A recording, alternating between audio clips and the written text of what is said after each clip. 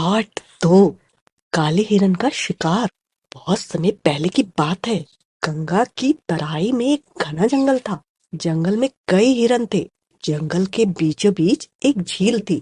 सबको पानी पीने के लिए इसी झील पर आना पड़ता था। हिरनों के लिए चारों ओर खतरा था। दोपहर को हिंसक जानवर खा पीकर सुख की नींद सो जाते थे। हिरनों के लिए पानी पीने का यही समय सबसे अच्छा था। जंगल में हिरनों के कई झुंड थे। सबसे बड़े झुंड में 50 हिरन थे। इन हिरनों का सरदार काले रंग का था। काले हिरनों का वंश संसार में लगभग समाप्त हो चुका था।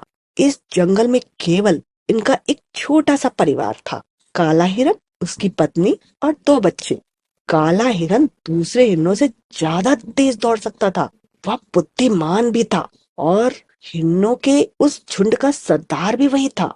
झुंड को अपने सरदार पर बहुत विश्वास था। सरदार भी जी जान से अपने कर्तव्य का पालन किया करता था। काला हिरन देखने में अद्भुत लगता था।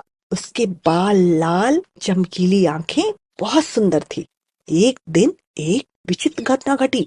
जंगल में शिकारियों का एक दल आया। काफी खोज करने पर भी उनके हाथ कोई शिकार न लगा। दोपहर का सूरज तप रहा था। प्यास के मारे उनका बुरा हाल था। शिकारी पानी की तलाश में इधर उधर भटकने लगे। एकाएक उन्हें एक झील दिखाई पड़ी। उन्होंने भर पेट पानी पीकर अपनी प्यास बुझाई। अब उनकी जान में जान आई। शिकारी बहुत थक गए थे। पेड़ों की घनी छाया देखकर वे रुक गए।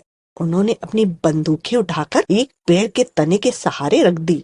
वे सोना चाहते थे कि आहट पाकर चौकन्ने हो गए। हिरनों का झुंड पानी पीने आया था या उसी की आहट थी। हिरनों ने शिकारियों को देख लिया।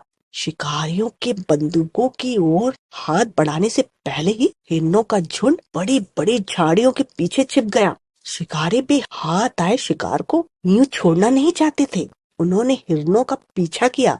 हिरन भागे नहीं थे। वे झील के किनारे झाड़ियों की ओट में दम साधे खड़े थे। शिकारियों ने समझा कि हिरन मैदान की ओर निकल गए हैं। वे दूसरी तरफ चले गए। हिरनों पर आई विपत्ति टल गई। शिकारियों ने काले हिरन को देख लिया था। शिकारियों में उस देश का राजकुमार भी था। वह काले हिरन को देखकर आश्चर्यचकित हो गया।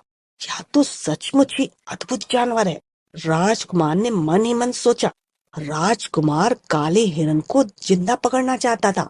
दूसरे दिन उसने कुछ चतुर शिकारी बुलाए। बड़े बड़े शिकारी जान हाथ में लेकर वे लोग जंगल की ओर रवाना हो गए। उन्होंने झील के किनारे आकर जाल बिछा दिया। उन्हें विश्वास था कि हिरनों का झुंड पानी पीने अवश्य आएगा। शिकारी दम साधे हिरनों की प्रतीक्षा करने लगे। कुछ ही देर में हिरन आते दिखाई दिए। शिकारी झाड़ियों के पीछे छिप गए। हिरनों का झुंड झील की ओर बढ़ा। काला हिरन झुंड के आगे आगे चल रहा था। शिकारी उसे घेरना चाहते थे। एक शिकारी झाड़ियों की ओट लेता हिरनों के पीछे पहुंच गया। उसने हवा में गोली चलाई। गोली की आवाज सुनते ही हिरनों में भगदड़ मच गई। इसी भगदड़ में काला हिरन जाल में फंस गया। शिकारी भी तो यही चाहते थे। उन्हें हिरनों का शिकार तो करना ही नहीं था। राजकुमार ने अपने साथी को पीछे हटने का आदेश दिया। वह बाकी हिरनों को जानबूझकर भगा देना चाहता था। मगर यह क्या? राजकुमार आश्चर्य में पड़ गया। काले हिरन को जाल में फंसा देकर सभी हिरन भागते भागते रुक गए तथा एक घेरा बनाकर काले हिरन के पास आकर खड़े हो गए। जानवरों के संगठन का अद्भुत रूप उपस्थित हो गया था। सारे हिरन अपने नेता के लिए आत्मसमर्पण करने को तैयार हो गए। उसी समय हिरनी घेरे से बाहर निकली। उसकी आंखें आंसुओं से गीली थी। वह धीरे धीरे हिरन के पास गई और उसे प्यार से खुशलाने लगी। मूक पशु कहता भी क्या। राजकुमार को यह सब सपना सा लग रहा था। वह भी थोड़ा आगे बढ़ा। उसके जाने पर हिरनी भाग खड़ी होगी, किंतु ऐसा नहीं हुआ। हिरनी उसी तरह खुजलाती रही। राजकुमार चाहता तो आसानी से हिरनी को पकड़ सकता था, किंतु उस समय वह सब भूल गया। छोड़ दो इसे, एकाएक राजकुमार ने आदेश दिया। हिरनी की करुणा भरी मूक प्रार्थना ने राजकुमार का हृदय पिघला दिया था। काले हिरन को छोड़ दिया जाए। देखते देखते हिरनों का झुंड आंखों से ओझल हो गया। राजकुमार और उसके साथी लौट आए। रात को राजकुमार ने एक सपना देखा। सपने में वही काले हिरन बगीचे में चरने आए थे। राजकुमार की आंखें खुल गई, दिल निकलने वाला था। और राजकुमार ने खिड़की खोलकर बाहर देखा।